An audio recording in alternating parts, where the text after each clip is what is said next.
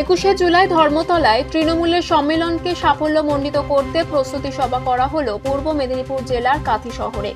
পূর্ব মেদিনীপুর জেলা থেকে এবারে 21শে জুলাই তৃণমূলের শহীদ দিবসকে সামনে রেখে সেই ঐতিহাসিক অনুষ্ঠানে সংগঠনের বহু কর্মী সমর্থক কলকাতায় নিয়ে যাওয়ার লক্ষ্যে রয়েছে বলে জানিয়েছেন শ্রমিক সংগঠনের রাজ্য কমিটির সম্পাদক বিকাশ চন্দ্র বেজ ও আমিন সোহেল।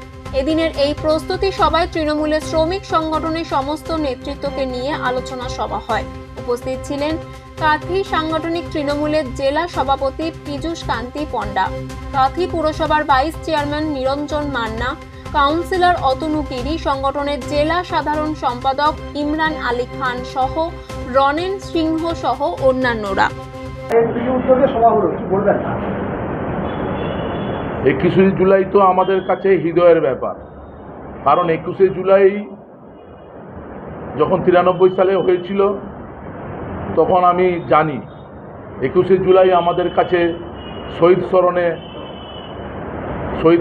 শহীদদের তর্পণে আমরা নিবেদন করি ধর্মতলাতে, এবং আমাদের ট্রেড ইউনিয়নের পক্ষ থেকে জেলা থেকে সমস্ত শ্রমিকের কাছে আবেদন, আপনারা ওই দিন সবাই সংঘবদ্ধভাবে আপনারা যাবেন।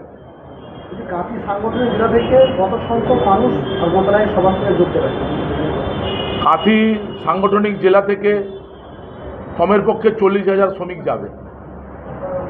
আগামী দিনে সংগঠনের ব্লক স্তর কিংবা টাউনের সাংগঠনিকভাবে কোনো রদবদলের সম্ভাবনা রয়েছে?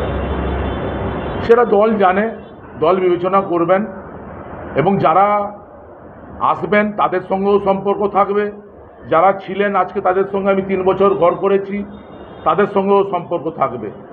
সংগঠনের ক্ষেত্রে পদের একটা মর্যাদা আছে নিশ্চয়ই, পদ বাদেও আমাদের সম্পর্ক থাকবে যেহেতু আমরা ট্রেড ইউনিয়ন করি। দলের একাংশ নেতাকর্মীরা দাবি করছেন যারা সংগঠন সম্পর্কে ওয়াকিবহল তারা কিন্তু দায়িত্ব কিংবা প্রাধান্য পাচ্ছেন না। সেটা দল বলতে পারবেন, আমাদের দল যারা লিডার আছেন, নেতা আছেন, ওনারা বলতে পারবেন। আমি নবনিযুক্ত জেলা সভাপতি হয়েছি, আগামী দিনে যারা সম্মান পাচ্ছেন না কি পিছিয়ে আছেন, অনেক বয়োজ্যেষ্ঠ আছেন যারা আগে করতেন, তাদেরকে আমি প্রথম সামনের সারিতে নিয়ে আসবো। এই সংগঠনে অনেক ক্ষেত্রে অ্যাফিলিয়েশন নেই, সে কথা তো আমার বক্তব্যের মাধ্যমে আমি বলেছি। আমার প্রথম কাজ হবে ইউনিয়ন রেজিস্ট্রেশন করা, গভর্নমেন্ট অ্যাপ্রুভেল করার পর তারপর আমি আমাদের দলের সমস্ত যে আমাদের আইনটিটিউসি রাজ্য থেকে অ্যাপ্রুভেল করানোর ব্যাপার আছে, এসব সিস্টেম যেরকম সিস্টেম